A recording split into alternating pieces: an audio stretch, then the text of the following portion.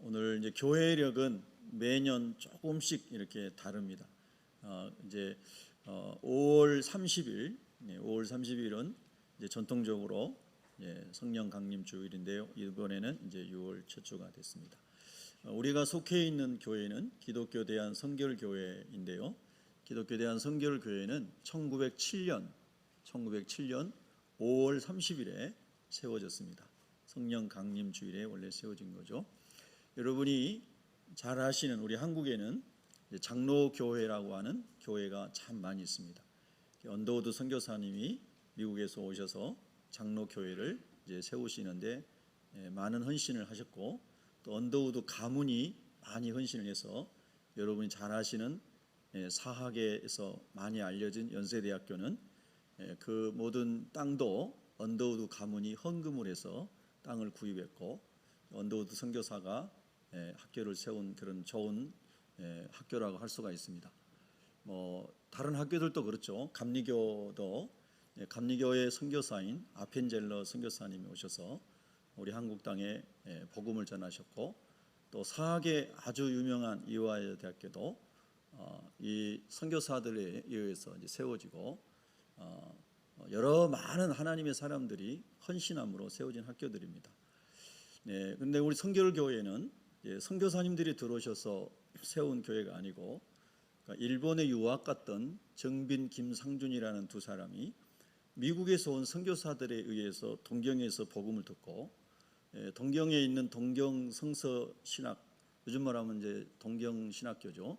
이제 거기서 공부를 하고 들어와서 북을 치고 다니면서 전도로 시작했던 교회가 이제 성결교회입니다. 이제 신앙생활을 이제 깊이 있게 잘 이제 안 해보신 분들은 개신교는 왜 이렇게 교파가 많냐 이런 이야기들을 가끔 질문을 하십니다. 자, 우리 성씨도 김이 박씨도 있고 손씨도 있습니다. 하나님께서 하나님의 복음을 모든 민족과 열방에 이렇게 퍼져나가게 하실 때 여러 지역과 여러 방법으로 하나님이 사람들을 쓰신 것을 봅니다. 그런 많은 상황 속에서 장로교도 생기고, 감리교도 생기고, 침례교도 생기고, 성결교도 생기고, 풀 가스펠이라고 하는 순복음교도 생기고, 루터교도 생기고, 구세군도 생기고, 많은 이름으로 각 지역의 특성에 따라서 교회 이름들이 이제 생겨나게 된 것입니다. 그래서 하나님의 성령으로 인도받는 의미에서 생겨난 원래 이 교회들은 다 예수 그리스도의 복음의 증인으로 세워진 것이기 때문에 아주 좋은 의미가 있고요. 이 처음에 시작된 부분들이 다 순수하고 좋았다는 것을 우리가 기억해야 됩니다. 그 중에 한 교단이 우리 성결교회인데요. 우리 성결교회는 특별히 성령 체험을 한 사람들에 의해서 이 역사의 기독교 역사에 하나님의 성령이 강력하게 기름 부어졌던 때들이 있었습니다. 마치 파도가 크게 이렇게 휩쓸고 지나가듯이 하나님께서 성령을 강력하게 부어줬던 그런 파도가 일어났던 때들이 있죠. 성령이 강력하게 임하였던 교회의 시작이 되었던 모태는 마가 다락방이었죠. 예루살렘에 있는 마가 요한의 다락방에서 120명의 예수님의 제자들과 함께한 사람들이 열흘 동안 전심으로 성령이 임하기를 기도했을 때 한 사람도 예외 없이 모든 사람 머리 위에 불의 혀 같은 모양으로 성령이 임하고, 그들이 알지도 듣지도 못했던 방언을 하면서 다른 나라의 언어로 예수 그리스도의 십자가 부활의 복음을 동시적으로 이해하게 되는, 소위 말하여 동시통역 같은 엄청난 초자연적인 역사가 마가 다락방에서 일어나게 된 것이죠. 그래서 그 성령을 받은 하나님의 사람들이 온 세계에 흩어져서 예수가 그리스도이시다, 예수는 십자가에 우리의 죄를 담당하시고 대속 제물이 되셨고 3일 만에 부활하셨다, 이러면서 십자가와 부활의 복음을 온 열방에 전하기 시작했습니다. 성령이 교회를 시작하게 하신 것입니다. 오늘날도 우리 교회는 성령으로 충만해야만 교회가 교회된다고 믿습니다. 그래서 이 성령의 파도가 구속사에서 크게 휘몰아쳐 갔습니다. 그리고 많은 역사를 제가 생략하고 1906년 또 평양은 1907년 미국에서는 아주사라고 하는 캘리포니아에 있는 도시에서 강력한 성령의 기름 부음이 일어나서 아주사에 엄청난 부흥이 회개 역사가 일어났습니다. 수많은 깽단들과 그리고 락클러를 통해서 마귀를 섬겼던 이 사탄교가 제일 먼저 생겨난 곳은 샌프란시스코입니다. 샌프란시스코에서 사탄을 섬기는 사탄의 종교가 만들어졌는데 그 사탄을 섬기는 사탄 종교의 중요한 뮤직의 배경, 음악의 배경은 락큰롤 음악이었습니다. 그래서 그때부터 수많은 마귀를 섬기는 음악이 전 세계를 휩쓸게 됐죠. 그때에 아주사에서 엄청난 거룩한 부흥이 일어납니다. 그래서 이 아주사 부흥은 사람들이 회개하고 거룩함을 체험하는 성결의 영이 임하는 성령을 체험하는 엄청난 부흥이었습니다. 그래서 지금도 아주사에는 아주사 대학이라는 대학이 있습니다. 그 부흥의 열매로 맺어진 대학입니다. 그래서 거기서 많은 기독교 지도자들이 배출이 되었죠. 그 아주사의 성령의 대부흥 이후에 한국에 그 성령의 부흥의 불이 옮겨온 것이 1907년 평양 대부흥입니다. 그래서 평양에 있는 장대제에 있는 장대현 교회, 우리 앞에 계신 우리 정순남 장로님은 평양에서 오셨고 장대제 교회를 우리보다 실감나게 아마 간증하실 수 있는 분이실 겁니다. 맞죠, 장로님? 네, 제가 김동길 연세대학교 교수하셨던 김동길 선생님에게서 직접 간증을 한 2번 들었습니다. 그분이 장대제에서 장대현 교회에서 신앙생활하시던 옛 이야기를 많이 들려주셨습니다. 그때 얼마나 그 평양에 하나님의 영광이 임하고 부흥이 임했는지를 생생하게 정말 전달해 주었습니다. 그래서 이 평양은 제2의 예루살렘이다라고 하는 별명이 그때 붙여지게 되었죠. 그래서 어마어마한 성령의 역사가 일어나서 북한 땅에 엄청난 교회들이 세워지기 시작합니다. 지금은 우리 대한민국에 교회가 많지만 그때는 북한 땅에 저 개성에서 신의주까지 저 위쪽으로 많은 교회들이 있었습니다. 우리 성결교회도 대략 40-50개 정도 교회가 그때 다 세워졌습니다. 북한에 엄청난 역사가 있었습니다. 그리고 여러분이 아신 것처럼 역사의 아픔 속에 공산화되고 그리고 북한에는 많은 그리스도인들이 우리 대한민국으로 이렇게 넘어오면서 이제 서울과 남방에 많은 또 교회의 부흥이 일어난 것이죠. 이 강남에 있는 주요 교단 교회의 어떤 큰 규모로 볼 때요, 수만 명 모이는 그 교회를 개척하셨고 담임하셨던 분들은 거의 다 북에서 내려오신 분들입니다. 거의 다 평안도 황해도 다 거기서 내려오신 분들이, 피난 오신 분들이 성경책 한 권 들고 와서 하나님을 신뢰함으로 세워진 교회들이 주요 한국교회의 부흥을 이끌어가는 교회들이 된 것입니다. 이게 참 놀라운 거죠. 성령의 역사가 파도처럼 저 북에서부터 우리 대한민국까지 휩쓸고 지나간 시대가 있었다는 뜻입니다. 그 부흥의 물결 속에 우리 성결교회도 1907년에 시작이 된 것입니다. 여러분 참 놀라워요. 하나님의 은혜의 파도가 지나갈 때 파도를 탈 수 있는 사람, 바닷가의 저 호주의 시드니나 우리 비금도의 명사십리에 파도가 칠 때 이 서핑을 즐길 수 있는 사람, 파도가 일어나야 서핑을 즐길 수 있지 않습니까?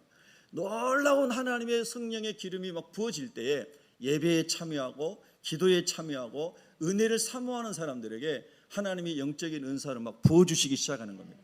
그리고 그 사람들을 통해서 또 다른 구속사의 하나님의 계획을 또 한 장 펼쳐 가시는 것을 우리가 볼 수 있는 것입니다.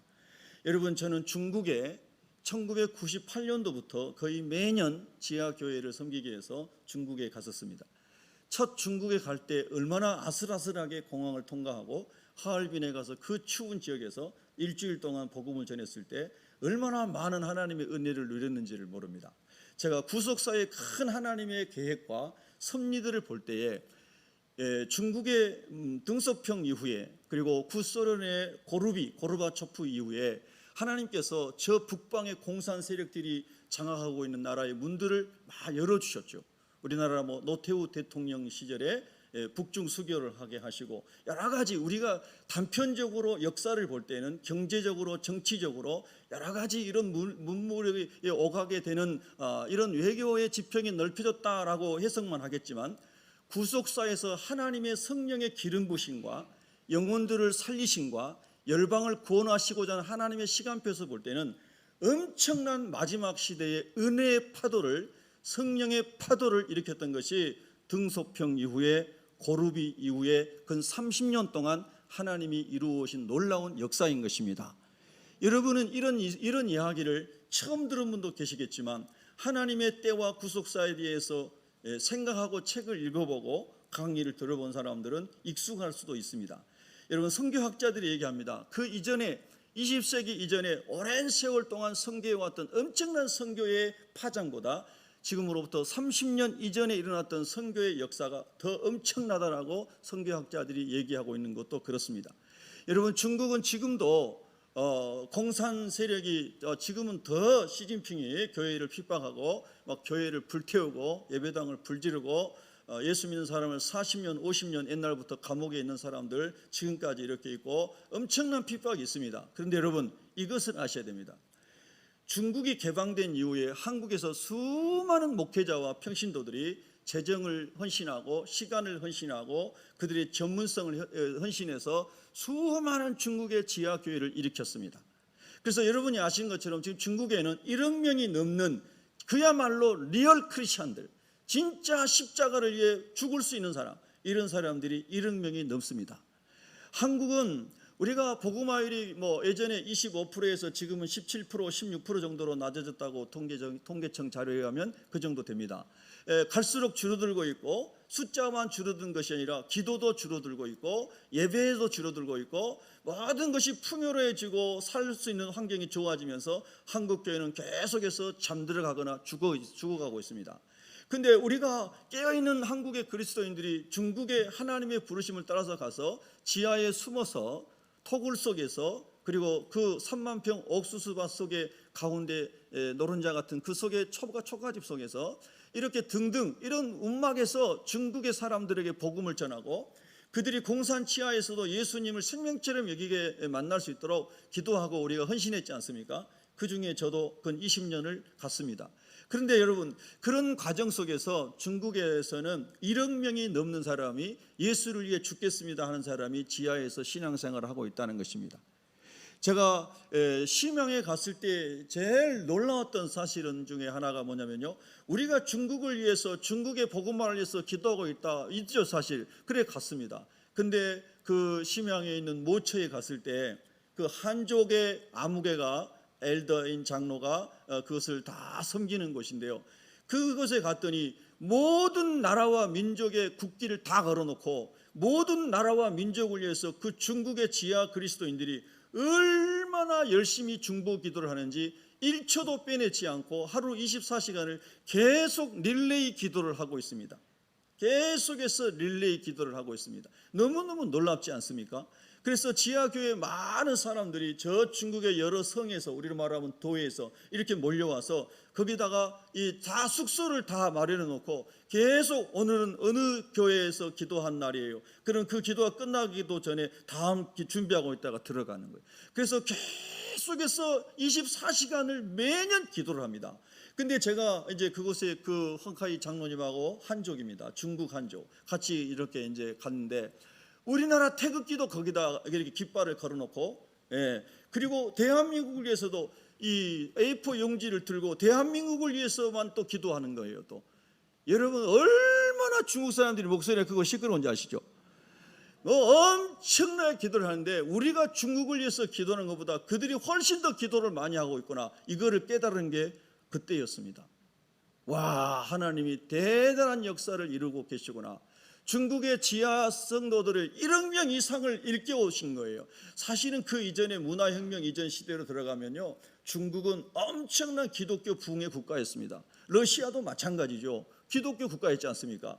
그러나 2%, 3%도 안 되는 공산주의 세력에 의해서 다 공산화된 것입니다. 그런데 다시 한번 하나님께서 열방의 하나님의 사람들을 보내기 위해서 잠자고 있는 중국의 그리스도인들을 깨우신 겁니다. 여러분, 그래서 구속사의 시간표에서 보면요, 제가 이런 생각이 스쳐가는 거예요. 지금 우크라이나 전쟁, 그리고 오늘 또 북한에서 미사일을 동해에 쐈지 않습니까? 그리고 미국의 핵 무기를 탑재한 핵 항공모함이 지금 이제 훈련 중에 있지 않습니까? 훈련하고 한다고 그러지 않습니까? 이런 모든 역사적인 한 조각 편리를 우리가 볼 때는 야, 지금 뭐 전쟁이 나려고 하고 위기가 있고 뭐 이런 거 아니냐, 그럼 우리나라도 뭐 강대강으로 국방력을 익히고 말해야 돼. 맞아요. 그거는 그분들이 할 일이고요.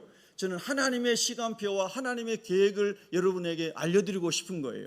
성경의 예언에 의하면 예수님이 반드시 다시 오십니다. 믿으십니까? 여러분, 불신자들이 생각한 것처럼 세상은 계속 과학적으로 발전해서 더 좋은 이데아가 이 세상에 세워지는 것이 아니고 역사는 끝이 있습니다. 하나님이 처음과 마지막이 되시고요, 예수님이 알파와 오메가가 되시고요, 예수님은 반드시 다시 오실 것입니다.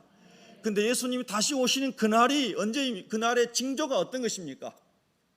이제 기근이 더 심해지고 전염병이 심해지며 각 나라와 각처에서 전쟁이 일어나고 수많은 우리 인간들이 원치 않은 그런 것들이 말세에 더 많이 집중적으로 일어난다고 성경은 예언하고 있는 것입니다. 그래서 우리는 국지적인 편린들을 보면서 두려워하는 것이 아니라 어떠한 일이 있어도 하나님 안에 있는 우리는 하나님의 날이 다가오고 있고 하나님의 마지막 심판의 때가 다가오고 있고 우리가 영화로운 몸을 입고 하나님 앞에 서는 영광스러운 날이 다가오고 있다는 사실을 기억하면서 할렐루야, 우리의 삶을 하루하루 주님과 함께 살아갈 수 있기를 축복합니다.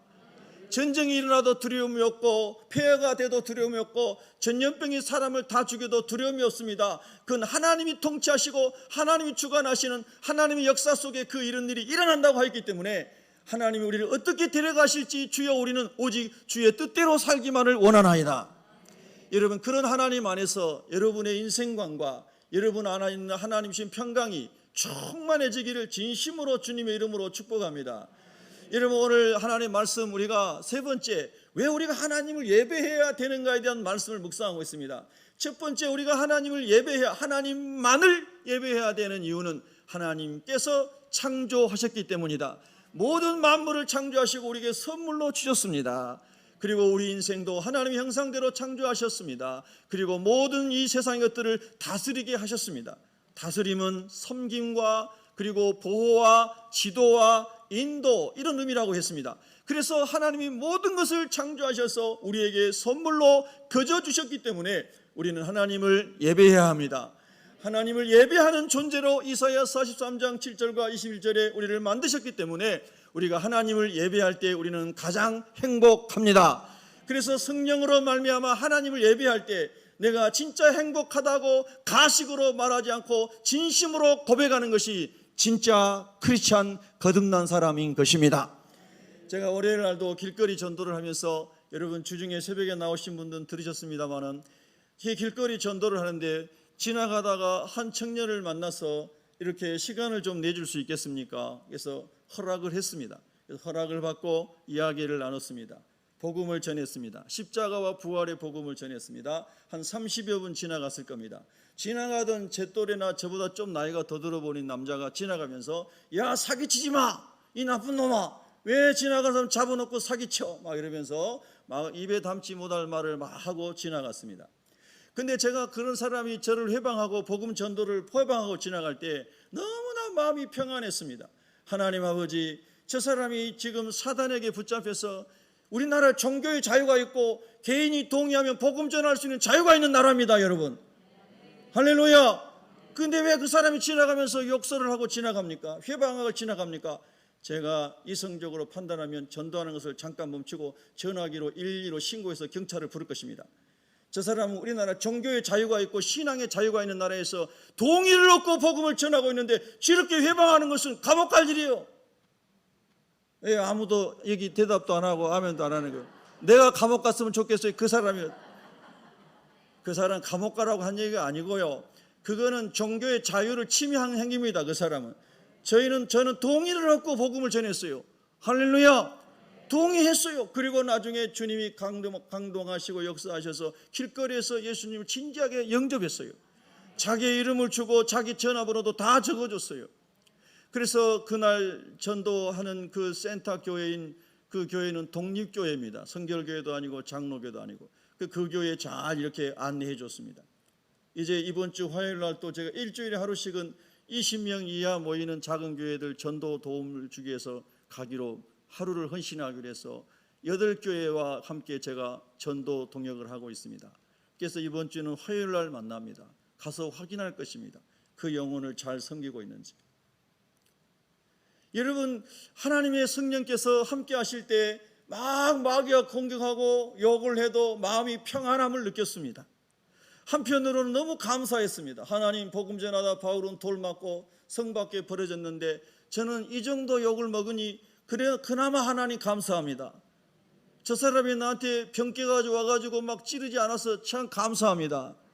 할렐루야. 마음이 얼마나 평안합니까? 주님 말씀대로 살아가는, 조금이라도 의를 위하여 핍박도 아닌 핍박을 받는 것으로 인해서 마음이 그렇게 상쾌할 수가 없더라고요. 한 주간 지내면서 제 영혼이 제일 상쾌했던 게 그것이 추억입니다. 하나님 아버지 신방하고 눈물을 닦아주고 또 어려운 일 만나서 2주일 동안 잠을 못 자고 어찌할지를 모르는 성도 신방하고, 그리고 그 문제 해결해 주기 위해서 동분서주하고 찾아다니고, 그래서 그것이 해결됐습니다. 너무나 기뻤습니다. 목사님 요즘에 잘 못 보겠어요. 그런 분도 오늘 저에게 말씀하셨는데 너무너무 바쁘게 지나갔습니다. 그래서 한 생명이, 한 가정이 살아나는 것을 보면서 얼마나 기뻤는지 몰라요. 그런데 더 큰 기쁨은 그 복음을 전하다가 욕먹은 게 진짜 기쁩니다, 여러분. 할렐루야. 여러분, 우리가 이 땅에 살아가면서 주님, 내가 복음 때문에 욕먹은 것으로 기뻐할 수 있게 해주십시오. 진짜 아멘입니까? 주님 오실 날 가까운 것을 믿으시면 아멘 하시기 바랍니다. 제가 어제도 아주 작은 교회 10명 정도 모이는 교회 목사님 우리 교회에 와서 좀 해주세요. 그래서 토요일 날도요, 토요일 날 오전에 제가 일찍 와가지고 오전에는 교회에서 제 할 일 다 하고, 그리고 오후에는 그 교회 도와주러 갔습니다. 그래서 가서 거기서 예배를, 토요일 예배를 이렇게 드리는데 한 4명인가 왔더라고요. 저 포함해가지고. 근데 뜨겁게 예배를 드렸습니다. 하나님 아버지, 2-3사람만 주님의 이름으로 모여도 주님이 함께 하신 줄로 믿습니다. 이 힘 빠지고 실족하고 목회를 포기하려고 하는 목사님, 하나님 축복해 주시고, 숫자를 보지 말고 한 영혼이 천하보다 귀하다는 것을 알고 힘을 내서 맡겨준 사명을 잘 감당하게 해주시옵소서. 그래서 열심히 같이 예배를 드리고 모인 사람들 저녁 식사를 제가 설렁탕 한 그릇씩 대접하고, 그리고 저녁에 늦게 집에 왔습니다. 육신은 피곤하지만 영혼은 한없이 기쁩니다. 여러분, 주중에 어떤 선배 목사님이 전화가 왔습니다. 손 목사님 만나고 싶어요. 그래서 만났습니다. 68세 되신 선배 목사님, 머리가 이미 다 백발이 됐습니다. 손 목사님, 나 개척하려고 그러는데 기도해 줘요. 선배는 68세 됐는데 지금 개척하세요? 개척을 해야 되겠다는 거예요. 왜 개척하시려고 그러세요? 하나님이 주신 사명을 끝까지 감당하다 하나님 앞에 가고 싶다는 거예요. 사실 일찍이 개척하셨어요. 그런데 암에 걸리셨어요. 그리고 근무기력증인가 뭐 이런 게 걸리셨어요. 이것저것 다 너무너무 힘들어서 여러분, 성도들 다 떠나고 예배당 비와가지고 다 물에 잠겨서 예배당 폐쇄되고, 그리고 가정예배로 들여왔어요. 그런데 은퇴가 2년밖에 안 남았어요. 그런데 하나님이 그러시더라는 거예요. 너 다시 예배당을 처소를 마련해서 개척을, 제2의 개척을 해라. 하나님은 놀라우신 분이세요. 그래서 딸 2명하고 목사님하고 사모님하고 다시 개척을 하겠다.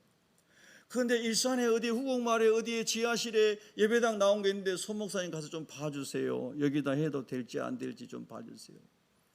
68세니까 저보다 10년이 선배입니다. 그래서 갔는데 참 놀랍게요, 어느 장로교회에서 부흥이 돼가지고 지하실에서 50명 60명 모이고 부흥이 돼가지고 여기 방가시 여기 건너편에 이 마을에 빌딩을 하나 사가지고 그 교회가 이사를 가게 돼가지고 그 지하실 예배당을 내놓은 거예요. 근데 가서 봤더니 그 장로교회 목사님 저하고 잘 아는 사람이요. 또 참 하나님의 인도하심이 놀라운 거예요. 할렐루야. 그래서 하여튼 결론적으로 뭐냐면은 그 목사님도, 장로교회 목사님도 너무 의아해가지고 진짜로 목사님 하실 거예요? 68세에 성도 식구들 4명밖에 없는데. 기가 막히잖아요. 하나님의 영이 임하고 하나님의 불이 임하면 돈 걱정이 안 되고 앞날이 걱정이 안 되고 2년 후에 은퇴해야 되는 사람이 개척한다니 다 미쳤다고 할 거 아닙니까? 그러니까 장로회 목사님 그래요. 자기 혼자 저 둘이 있을 때 그러면 제가 좀 오래전에 사귄 사람이거든요. 미친 거 아니냐고 생각했대요. 네. 우스갯소리죠. 그래서 이 목사님이, 장로교 목사님이 감동을 받아가지고 자기 교회 안에 모든 성물을 다 주고 가겠다고 합니다. 할렐루야. 하나님은 감동으로 일하시는 분이에요. 여러분, 우리 시대는 감동이 없는 시대잖아요. 감동을 일으킵시다. 감동을. 하나님을 감동시킵시다. 사람도 감동시킵시다. 그저 꼭 1더하기 1로 살지 마세요. 감동을 주는 삶을 사세요. 하나님을 감동시키니까요, 하나님이 그분을 통해서 감동을 주셔서 그 모든 성을 다 주겠다고. 앰프 시설만 2천만 원입니다. 여러분, 하나님이 또 감동을 시키시는 거예요. 어제 또 저한테 문자가 와 있어요. 수 목사님 다음 주에 또 찾아와 가려고 그럽니다. 그래서 제가 알아보니까요, 그 이야기를 어떤 장로님, 다른 교회 우리 성결교회 장로님에게 했는데 그 장로님이 또 감동을 받아버렸어요. 목사님 68세에 진짜 개척하는 겁니까? 개척합니다. 저한테 오셔서 막 우세요. 소 목사님. 그래서 막 울어요. 선배님 왜 그러세요?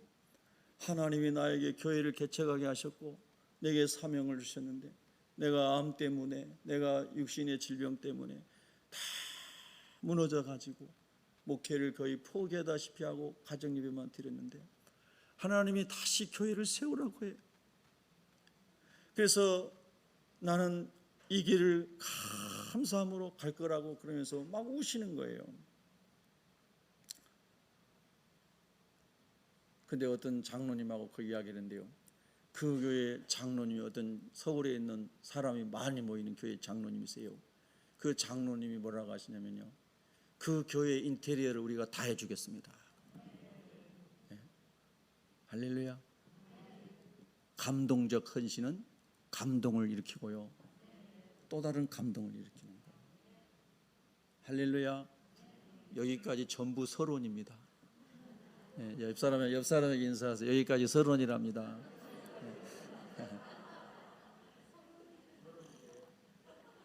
여러분, 집에 가긴 틀렸습니다. 근데요, 말씀에 몰입할 수 있는 은혜를 주시기를 바랍니다. 말씀에 몰입하면 여러분 일주일에 한 번밖에 안 나오시면서 저는 몇 번이나 교회를 나오잖아요. 여러분 어떻게 일주일에 한 끼 먹고 살려고 그러세요? 그러니까 한 끼니까 아주 그냥 일주일 다 답수세요 그냥. 여러분 정말 그래요. 하나님은 살아계시는 겁니다. 하나님은 역사하시는 거예요. 아멘입니까? 그래서 여러분, 하나님이 창조주이시기 때문에 하나님만을 예배하고 하나님이 구원자이시기 때문에 하나님만을 예배하는데, 오늘 세 번째 우리가 왜 하나님만을 예배해야 되는가 하는 것은 최후 승리를 그리스도 안에 있는 우리에게 하나님이 주시기 때문입니다. 자, 한번 따라하겠습니다. 하나님은 우리에게 최후 승리를 주십니다. 믿습니까?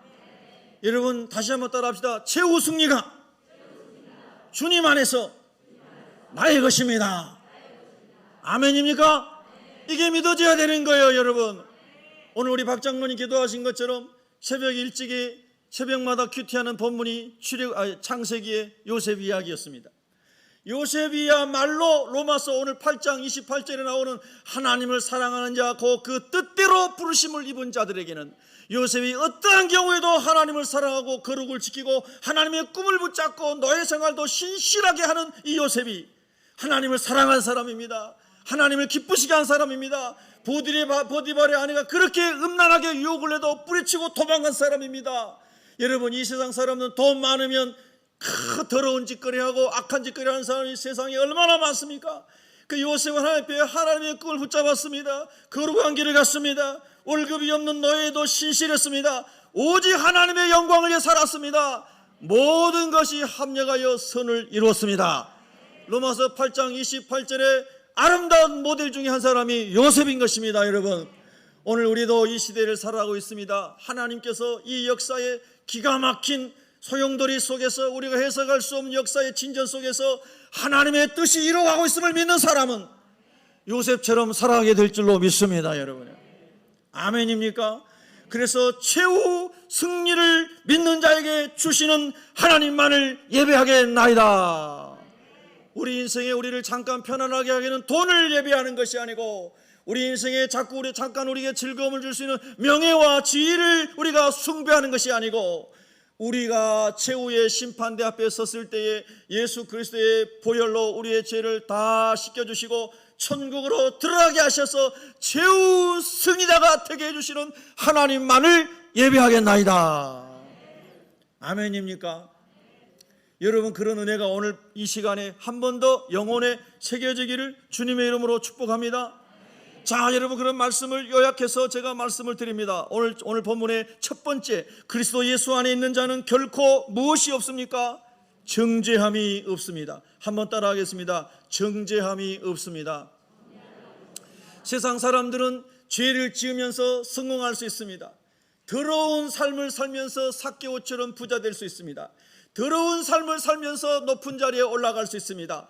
여러 가지 사람을 짓밟고 육신의 정력으로 장깨를 부려서 세상에서 잘 될 수도 있습니다. 그렇지 않고 도덕적으로 착하고 신실한 방법으로 성공할 수도 있습니다. 그러나 하나님의 기준에서 볼 때는 모든 사람이 죄를 범하였음에 하나님의 영광에 이르지 못하였다고 할 때 그 모든 사람 중에 그 선하게 산 사람도 그 착하게 산 사람도 하나님이 없으면 다 죄인인 것을 여러분은 아십니까?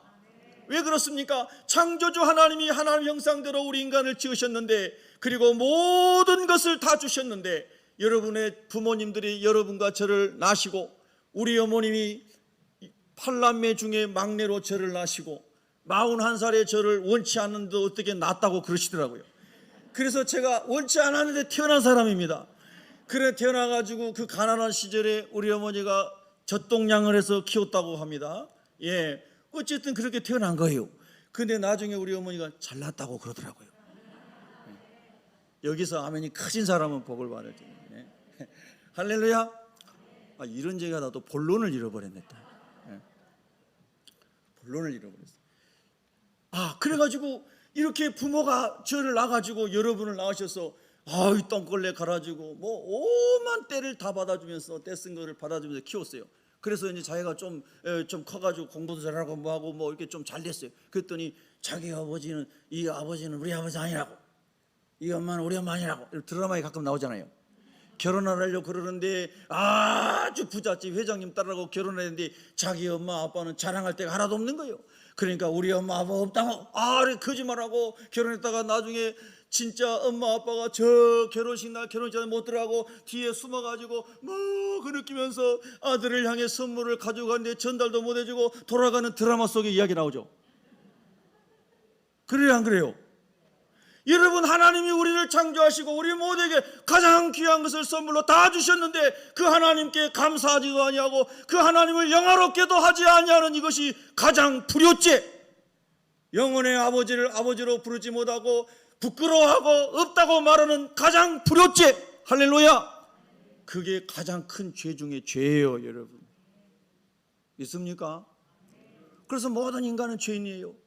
그리고 아담이 타락한 이후에 죄가 다 유전돼서 다 하나님의 거룩함으로 우리를 창조했는데 생각으로 죄짓고 입술로 죄짓고 마음으로 죄짓고 행실로 죄지니 도덕적 기준을 완벽하게 지켰어도 이 세상을 살아가며 한 번도 미워해보지 않는 사람, 여러분 손들지 마시고 속으로 생각해 보세요.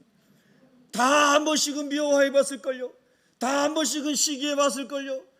여러분, 그게 다 하나님의 기준에서 보면 거룩하게 지음받은 우리가 거룩하지 못한 다 죄인이다 이 말이에요.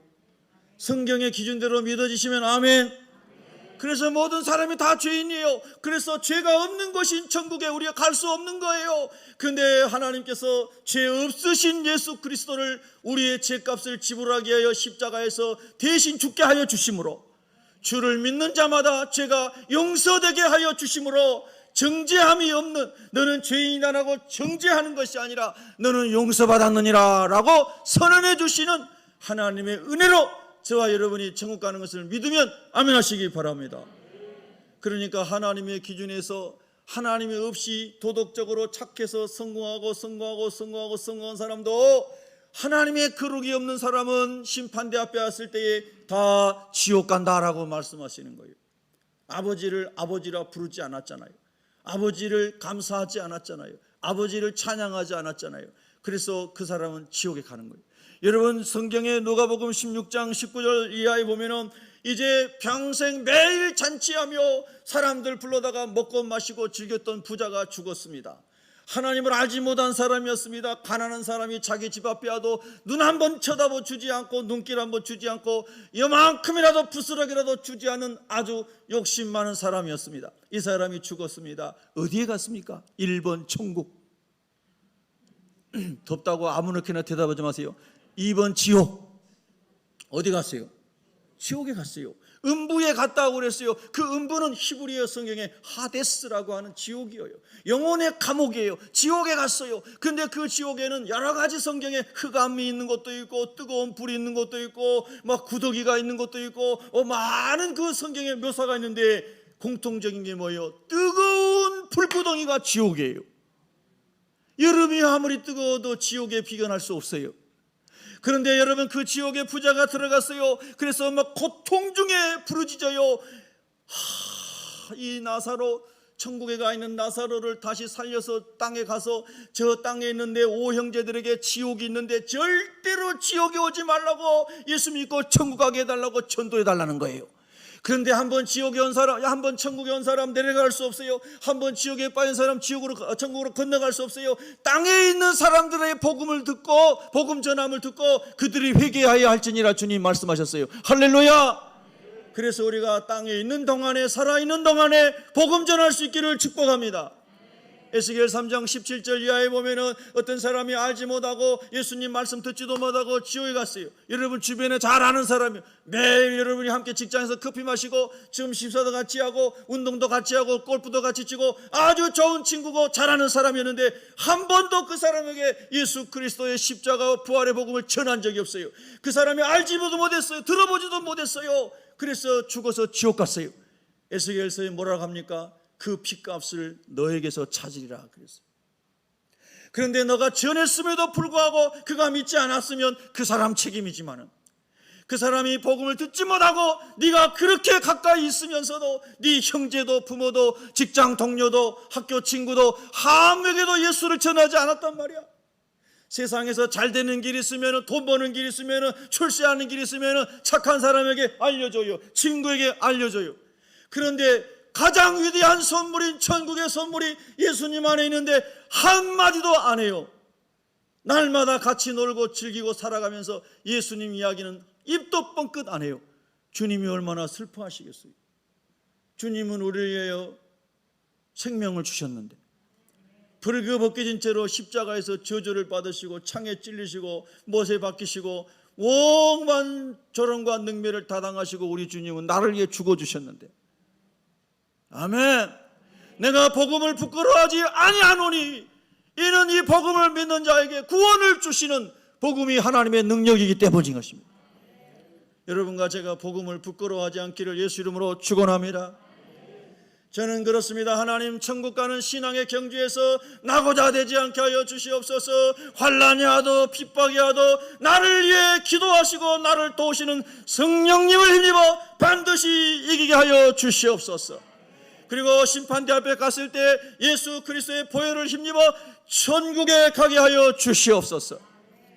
땅에 살아오면서 저도 여러분처럼 우리 아버지 세대처럼 진짜 극한 배고픔과 가난도 경험해봤고, 2년 적어도 2년 정도는 피를 토하며 투병해봤고, 또 인간관계에서도 수많은 오해와 원치 않는 아픔도 다 겪어봤습니다. 그런데 그런 거 다 지나가더구만요. 요즘 사람들이 그 말 잘하대요. 다 지나가리라. 한번 해봅시다. 다 지나가리라. 땅에 있는 성공도 실패도 건강도 질병도 다 지나갑니다. 다 지나갑니다. 할렐루야. 그래서 그렇게 두려운 게 아닙니다. 그 두려움은 일시적인 것입니다. 그러나 하나님의 심판대 앞에 서는 것은 영원한 두려움입니다. 영원한 지옥에 갈 것인가, 영원한 천국에 갈 것인가, 영혼을 결정하는 순간입니다. 그 순간에 우리가 아무개야 너는 정죄할 거리가 없다. 너는 독생자 예수의 보혈로 다 용서되었느니라. 그리고 주님께서 너는 정죄할 수 없다. 너는 정죄받을 수 없다. 내가 너를 시인한다. 너는 그리스도인이다. 우리 예수님이 저와 여러분을 시인해 주시므로 저와 여러분이 전부 천국에 갈 수 있는 은혜가 있기를 예수 이름으로 축원합니다. 축원합니다. 사랑하는 성도 여러분, 그래서 이제 오늘 말씀이 정죄함이 없다라고 하는 이 기가 막힌 말씀을 우리에게 주시는 것입니다. 여러분 오늘 로마서 8장에 보면은 8장 3절에 보면 이런 말씀이 있습니다. 여러분 눈으로 8장 3절을 보시기 바랍니다. 율법의 육신으로 말미암아 연약하여 할 수 없는 그것을 하나님은 하시나니 곧 죄로 말미암아 자기 아들을 죄 있는 육신의 모양으로 보내어 육신의 죄를 정하사 육신을 따르지 않고 그 영을 따라 행하는 우리에게 율법의 요구가 이루어지게 하려 하심이니라. 이 말씀은요 좀 어렵게 보이죠. 제가 유대인의 신약 성경에 나온 것으로 인용해서 설명을 해보겠습니다. 유대인 신약 성경의 이 본문의 3절이 이렇게 됐습니다. 토라 율법이죠. 옛 본성으로 하여금, 이 오늘 성경 우리 개역 개정은 육신으로 말미암아 했는데 유대인의 신약 성경은 옛 본성으로 번역을 했습니다. 그러니까 우리가 거듭나기 전에 옛사람의 성품, 죄가 우리 안에 죄성이 남아있는 이것을 말하는 것입니다. 그것이 육신이라고 표현됐어요. 그것이 옛날 본성이에요. 이 옛날 죄성을 가지고 있는 우리가 하나님의 율법을 다 지킬 수 없어 율법이 원하는 의를 우리가 행위로 이룰 수 없다는 뜻입니다. 율법의 613개의 모든 조항을 우리가 다 지키지 못할 뿐만 아니라 예수님 말씀하시는 거룩의 기준 내도 전혀 우리가 이룰 수 없다는 것입니다. 그래서 사도 바울이 이것 때문에 고민했습니다. 내가 속으로는 하나님의 법을 성령을 따라 살고 싶고, 그런데 이제 실제로 살아가는 삶 속에서는 가끔 화도 나고 바나바와 심히 싸우기도 하고 혈기를 부리기도 하고 이런 마음이 나타난다는 거예요. 그 위대한 바울도. 그래서 사도 바울이 그렇게 말하는 것입니다. 옛 본성으로 하여금 율법을 다 이룰 수 있도록 살아가려고 하는 것이 이루어지지 않는 거예요. 그런데 어떻게 되는 겁니까?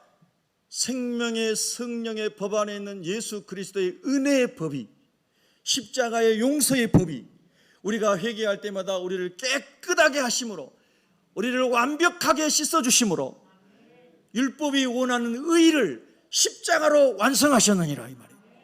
내가 행위로 할 수 없는 그것을 십자가로 말미암아 율법의 의를 다 이루신 것이다 이 말입니다. 믿습니까 여러분? 그래서 우리 인생이 행위로 구원을 못 받는 것입니다. 오직 예수 그리스도의 십자가 안에 있는 용서와 다 씻어주시는 그 죄에 다 씻으신 은혜로 말미암아 저와 여러분이 의롭다 함을 얻고 하나님 나라에 가게 되는 줄로 믿으시면 아멘 하시기 바랍니다. 요한복음 5장 24절에 보면은 내가 진실로 너에게 이르노니 내 말을 듣고, 예수님의 말을 듣고, 예수님이 신약성경에 얼마나 많은 말씀하셨습니까? 그 중에 요한복음 14장 6절 내가 그 길이요 진리요 생명이니 나로 말미암지 않고는 아버지께로 올 자가 없느니라. 예수님을 통하여서만 천국에 올 수 있느니라. 학문으로 갈 수 없느니라, 돈으로 갈 수 없느니라, 세상 권력으로 갈 수 없느니라, 오직 예수 이름으로만 갈 수 있느니라. 이 말을 듣고, 예수가 메시아라는 이 말씀을 듣고, 그리고 예수님이 하나님이라는 것을 믿고 하나님 아버지를 믿는 사람은 영생을 얻었고, 오늘 저와 여러분이 만약에 하나님 부르심을 받는다면 우리의 행위로 구원을 얻는 게 아니고 이 예수 그리스도를 믿음으로, 하나님을 아버지로 믿음으로 우리가 구원을 얻은 줄로 믿습니다. 그런데 여러분 성경에 보면 천국에 가는 여정에 수많은 사람이 성령을 받았다가 성령을 소멸하고, 말씀을 받았다가 환난이 와서 핍박해서 말씀을 버리고 하나님을 떠난 사람이 너무나 많더라는 거예요. 그래서 예수님이 밭의 비유를 들었습니다. 길가와 같은 밭, 돌짝밭 같은 밭, 가시밭 같은 밭, 옥토와 같은 밭이라고 그랬습니다. 여러분 돌짝밭은 마음에 하나님 말씀이 심어져서 예수님을 받아들였습니다. 그런데 환난과 핍박이 오니까 그냥 버려버린 것을 비유했습니다. 가시밭은 이제 흙이 더 좋으니까 돌짝밭보다 잘 자라가지고 열매도 막 맺히려고 하는데 세상의 재리의 유혹과 세상의 온갖 이생과 육신의 정욕들 막 이런 자랑들이 자기 영혼을 다 이렇게 지배해서 성령의 열매를 맺지를 못하는 거예요. 예수님의 거룩한 성품을 닮아가지 못해요. 성령의 은사들이 나타나지가 않아요. 그래서 마귀의 밥이 돼가지고 교회는 다니지만 아무 복음의 능력이 없어요. 성령의 열매가 없어요. 변화되지 않아요. 그런 사람이 가시떨기 박하 같은 사람인 거예요. 제가요 토요일날 아침에 너무 몸이 찌뿌둥하고 너무 힘들지만 금요일날도 늦게 갔잖아요. 철야 심야 기도하고 그러면 집에 가면 12시 1시에 자지 않습니까? 그런데 어쨌든 운동해야 이게 몸이 뭐가 될 것 같아가지고 새벽에 아침에 일찍 일어나가지고 운동장에 갔습니다. 제가 늘 이렇게 좋아하는 게 뜀박질이고 또 뭐 풋살할 수 있으면 풋살하고 이렇게. 그래서 새벽 5시 40, 아침 5시 40분에 대화동에 있는 어느 큰 운동장에 이렇게 갔습니다. 가더니 많은 사람이 여기서 이 풋살을 하고 있어요. 축구하고 있어요. 그래서 들어가가지고 아는 분이 있어가지고 같이 이렇게 했습니다. 참 은혜에 아는 사람이 있다는 게. 할렐루야. 그래 이제 하고 있는데 한 60 중반 되시는 남자분이 옆에 있는 분에게 그러는 거예요. 제가 이제 수비, 원래 그런데 가면요 항상 못한 사람은 수비해야 되는 거예요. 공격하려고 하면 큰일 나요. 쫓아내버려요. 그래서 이제 있는데 옆에 있는 분이 그러는 거예요. 보니까 옆에 있는 분이 한 분이 목사님이더라고요. 그 나이 드신 분이 목사님이라는 분에게 이야기를 하는 거예요. 목사님, 내가 운동하러 할 때마다 하도 보기 싫은 사람이 많아가지고 큰일 났다고 그러는 거예요. 저는 처음 본 사람입니다. 저는 아닐 거예요. 전 처음 갔기 때문에. 그러면서 계속 얘기하는 거예요. 그분이 잘 차지도 못하면서 저렇게 말이 많고 잘 찬척하고 막 이런 얘기 하는 거예요. 그분이. 그러면서 미워 죽겠대. 그리고 운동장 오면 막 힘들어 죽겠대. 그 사람 때문에. 여러 사람이 있대. 그 사람이. 그러면서 그 다음 얘기가 참 재밌어요. 옆에 있는 목사님 어떻게 해야 돼요? 그러는 거예요. 그러니까 옆에 있는 목사님 말 기도하셔야 됩니다. 그러니까 그분이 또 그러는 거예요. 기도하는데도 안 됩니다. 그러니까 기도해도 안 되는데 어떻게 해야 됩니까? 그분이 크리스천이 아닌지 저는 모르겠어요. 그냥 그런 말. 그래서 이 목사님 말을 또 뭐냐면 더 깊이 기도하셔야 됩니다. 그래서 제가 얼마나 여러분 기가 막힌지 아침에 그 이른 아침 5시 40분부터 운동한 사람들이 건강을 위해서 아침에 사람을 만나가지고 즐거운 만남 되기 위해서 간 거 아니겠어요? 그러잖아요. 근데 아침부터 기분 나빠가지고 목사님께 상담하고 있는 거잖아요. 운동장에서. 여러분 세상 사는 게 참 재밌어요. 그러니까 세상에 가면은 야 이런 사람 만나고 저런 사람 만나고 오늘 좀 위로도 받고 힘도 얻고 이러고 오고 싶구나 기대를 가지고 갔는데 가서 속만 막 상해가지고 돌아오는 거예요. 근데 여러분 우리 교회는 그러지 맙시다. 한번 고백합니다. 우리 새벽교회의 주인은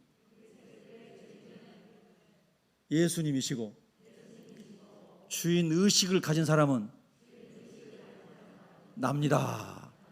여러분 자신 저보지 말고 접니다. 새벽교회 어떤 교회입니까? 누가 물으면 여러분이 새벽교회잖아요. 여러분이 주님의 지체잖아요. 새벽교회는 주일날 가면은 갈만한 곳입니까? 여러분이 대답할 수 있어야 돼요. 올만한 교회입니다. 축구장에 갔더니 시험 들던데 교회 가면 시험 안 듭니까? 물어보면 제가 새벽교회입니다. 여러분 그렇게 말할 수 있겠습니까? 여러분 그런 은혜가 있기를 진심으로 기도합니다. 할렐루야. 그래서 내가 그 운동장은 또 가고 싶어졌어요. 누군가는 가가지고 빛을 발하고 모범을 보이는 사람이 있어야 됩니다. 할렐루야. 근데 제가 첫 모임에 가가지고요 볼이 쫙 라인 밖으로 막 가면 제가 전부 주워왔습니다. 그랬더니 그 사람들이 자기들 방에 저를 초대를 했어요. 네이버 밴드방에 초대를 했어요. 가입하라고. 매일 오라는 거예요. 아침마다. 나 새벽 기도 와야 되는데. 그래서 제가 시간이 되면 토요일 아침에만 내가 갈 수 있으면 가겠습니다. 그러고 답장을 했더니 막 빵빵빵빵빵 환영합니다. 막 하면서 막 그거 답장하다가 혼났어요. 막 신방다니다가 답장하면서. 여러분 참 세상 살아가면서 하나님의 마음을 가지고 하나님 나라를 이루어 간다는 것이 참 은혜인데요. 이게 참 이 본성이 있어가지고 제대로 잘 안 되는 거예요. 그런데 오늘 사도 바울 우리에게 놀라운 말씀을 그 다음에 주시는 거예요. 영생 얻은 우리에게 하나님이 보내주신 놀라운 하나님의 성령이 계시다는 거예요. 오늘 9절부터 17절에 보면요 하나님의 성령에 관한 말씀이 계속 나오는데 8장 9절에 보면 이렇게 나옵니다. 여러분 8장 9절을 한번 읽어보실까요? 8장 9절 시작. 만일 너희 속에 하나님의 영이 거하시면 너희가 육신에 있지 아니하고 영에 있나니 누구든지 그리스도의 영이 없으면 그리스도의 사람이 아니라. 아멘. 또 그리스도께서 너희 안에 계시면 몸은 죄로 말미암아 죽은 것이나 영은 의로 말미암아 살아있는 것이니라. 아멘. 여러분의 안에 하나님의 성령이 거하심을 믿으십니까? 예수를 그리스도로 진심으로 인격적으로 고백한 사람은 성령이 깨닫게 하시고 믿어지게 했기 때문에 고백한 것이기 때문에 성령이 계시는 거예요. 근데 더욱 성령을 환영하고 사모하고 갈망하고 찾을 때에 여러분 성령님이 여러분 안에서 더 역사하시는 거라 이 말입니다. 하나님의 말씀을 더 읽고 사모하고 기록하고 암송하고 묵상할 때에 성령이 그 말씀을 통해서 저와 여러분과 함께 하신다 이 말입니다. 여러분 집에 냉장고 안에 온갖 종류의 좋은 과일과 음식이 가득 찼다고 가정을 해봅시다. 아무리 거기 차 있어도 여러분이 드시지 않으면 여러분의 몸은 계속 삐쩍삐쩍 말라갈 것입니다. 우리 안에 성령님이 오셨어요. 성령님 자꾸 환영하고 말씀을 깨닫게 해주세요. 하나님 말씀을 깨닫게 하시는 분이 성령이시잖아요. 믿어지게 하시는 분이 성령이시잖아요. 체험되게 하시는 분이 성령이시잖아요. 성령님 함께 해주세요. 자꾸 사모하면, 자꾸 말씀 안에 거하면 성령님께서 믿음이 계속 자라게 해주시는 거죠. 하나님의 역사가 막 나타나게 해주시는 겁니다. 할렐루야. 그 성령님이 우리와 함께 하고 계심을 믿으시기를 축복합니다. 근데 오늘 26절에 보면은 8장 26절에 같이 읽습니다. 8장 26절 큰 소리로 시작. 이와 같이 성령도 우리의 오직 성령이 말할 수 없는 탄식으로 우리를 위하여 친히 간구하시느니라. 마음을 살피시는 이가 성령의 생각을 아시나니 이는 성령이 하나님의 뜻대로 성도를 위하여 간구하심이니라. 아멘. 여러분 거듭나셨습니까? 여러분 안에 누가 계십니까? 성령이 계십니다. 성령이 여러분에서 뭐하고 계십니까? 기도하고 계십니다. 여러분이 연약해서 기도하지 못할 때, 너무나 힘들어서 기도 자리에 못 나올 때, 여러분 좀 힘들면 예배에서 멀어질 때, 되는 대로 일이 잘 안 될 때, 너무나 힘들어할 때 성령이 여러분 안에서 여러분에게 기도하신다는 것입니다. 믿어지시면 아멘 하시기 바랍니다. 우리 성도님 한분 자꾸 이제 이분의 이야기가 계속 저의 목회 여정에 계속 이어지고 있습니다. 언젠가는 교회 나오셔서 간증할 수 있기를 바랍니다. 이분이 하나님 은혜로 잘 돼가지고 막 번성했습니다. 잘 되고 있으니까 사탄이 또 끼어드는 것입니다. 그래서 그 주인이 이 일하고 있는 그 일터 월세를 하고 있는데 그 빼라 나가라 이렇게 한 것입니다.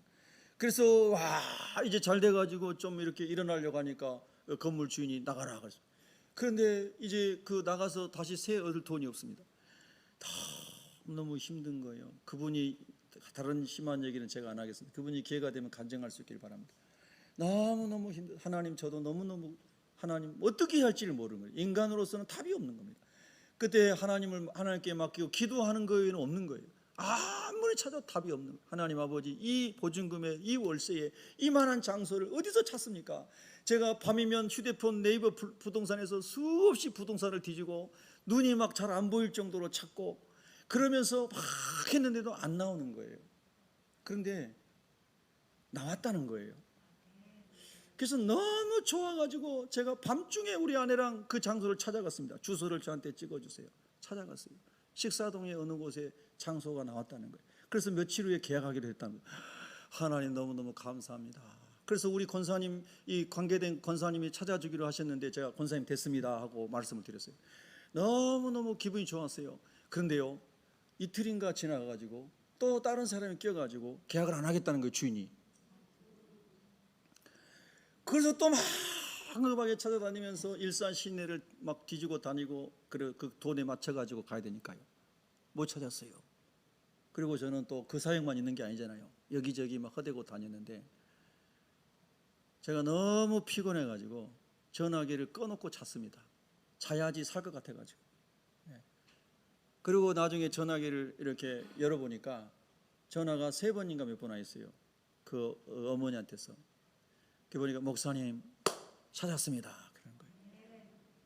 그래서 또 갔어요. 거기 성석동에 가서 보니까 계약하려고 했다가 취소하게 된 데보다 훨씬 좋은 데를 하나님 주신 거예요. 할렐루야. 그래서 저녁에 같이 있다가 밤에 원래 계약하려고 했던 요 동국대 뒤에 그쪽으로 해서 밤에 오는데 깜깜해가지고 밤에는 누가 이곳에 손님이 오겠나 싶은 거예요. 그런데 그 어머니가 그러시는 거예요. 그 아버지랑 어머니랑 제가 모시고 이렇게 다녔는데 그 어머니가 아버지랑 같이 남편이랑 오면서 그 얘기를 하는 거예요. 밤에 여기를 와보니까 여기에 안 되는 게 하나님의 은혜였다는 거예요. 할렐루야. 여러분 참 참 저는요 이번 한 주간 수많은 하나님의 은혜를 체험했습니다. 눈물 나는 일, 숨 막히는 일들 속에서 하나님이 풀어주시는 것들을 경험하면서 얼마나 위로가 되는지 몰라요. 그러면서 그분들의 믿음이 막 자라나는 것을 봅니다. 믿음이 자라나는 거예요. 지금도 그분이 가진 것은 아주 작습니다. 1,000만 원을 내가 대출 받을 수 있는 신용이 없는 사람입니다. 근데 하나님이 모든 것을 풀어가신 거예요. 여러분 가운데 재정으로 인해서 어떤 막힘으로 인해서 너무 무겁고 힘든 여정을 지나가고 있는 분이라면은 오직 하나님을 바라보십시오. 성령이 한없는 탄식으로 여러분을 위해 기도하시는 것을 기억하십시오. 그리고 하나님 앞에 나와 기도하셔야 되는 거예요. 여러분 부르짖어 기도하세요. 금요일 저녁에는 다 올 수 있도록 모든 다른 시간표들을 올스톱 해보세요. 그리고 하나님 앞에 나와서 강력하게 부르짖어 보세요. 하늘이 열리고 땅이 진동하도록 하나님의 은혜를 부어 주시옵소서. 하나님 살아계신 것을 보여 주시옵소서. 그렇게 하나님 앞에 눈물로 통곡하며 기도해 보세요. 반드시 하나님의 역사가 일어날 줄로 믿습니다. 할렐루야. 그렇습니다. 여러분, 연약함을 도우시는 성령이 여러분 안에 거하시는 것을 믿으십시오. 그럴 때 모든 환난을 이겨나갈 수 있는 능력을 성령으로부터 하나님이 주시는 거죠. 오늘 8절부터 30절에 나오는 이 말씀 속에서는 28절 여러분이 다 아시는 모든 것이 합력하여 선을 이룬다고 했는데 요셉의 이해할 수 없는 모든 고난들이 다 합력해서 하나님의 거룩하신 구속사의 뜻을 이루고 자기의 가족과 민족을 살리는 놀라운 축복이 여러분 해피엔딩으로 여러분 마무리된 줄로 믿으시면 아멘 하시기 바랍니다. 그렇게 하나님께서 성령 안에서 여러분을 인도해 가고 계심을 믿고 기도하시라 이 말입니다. 31절부터 39절 말씀이 오늘 설교의 제목이 그곳에 있습니다. 자, 여러분 31절부터 39절 사이에서 이제 특별히 36절, 37절 두 절을 먼저 한번 읽어보겠습니다. 시작. 기록된 바 우리가 종일 주를 위하여 죽임을 당하게 되며 도살당할 양같이 여김을 받았나이다 함과 같으니라. 그러나 이 모든 일에 우리를 사랑하시는 이로 말미암아 우리가 넉넉히 이기느니라. 할렐루야. 가까스로 이기느니라, 겨우 이기느니라가 아니고 넉넉히 이기느니라. 자, 우리 한번 두 손 들고 믿음으로 고백합시다. 넉넉히 이기느니라.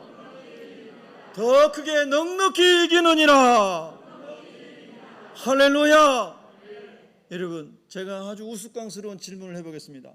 여러분에게 돈이 1,000억 원이 있어요. 근데 마음이 평안하지 않아요. 여러분에게 돈이 100만 원밖에 없어요. 마음이 평안해요. 1번이 아까, 2번이 이거. 어떤 거 선택하실 거예요? 그럼 어떤 분은 그럴 거예요. 목사님 왜 꼭 두 개 중에서 고르라고 그래요? 1,000억 가지고 평안하면 좋겠습니다. 질문의 의도는 그게 아닙니다.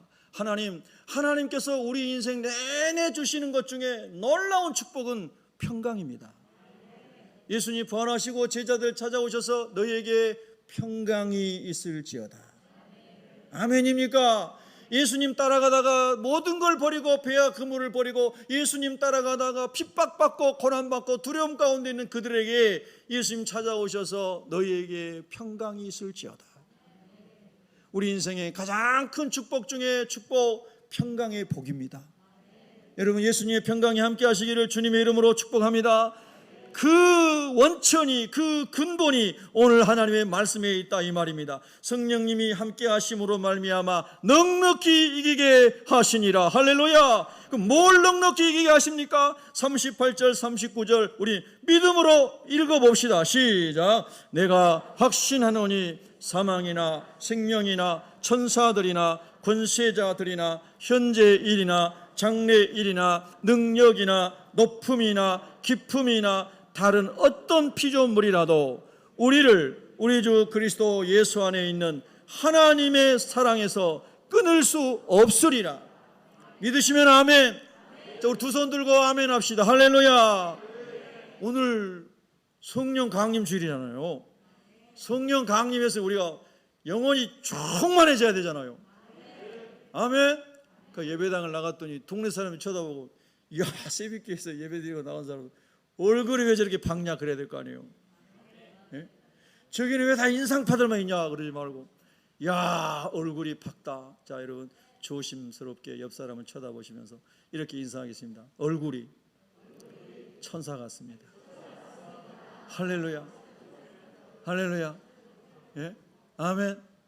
여러분 정말이에요. 저는 하나님의 은혜가 임하면 당연히 그렇게 된다고 믿는 사람입니다. 그렇게 은혜로 살아왔고요. 앞으로도 우리가 그런 은혜로 살아가야 됩니다. 할렐루야.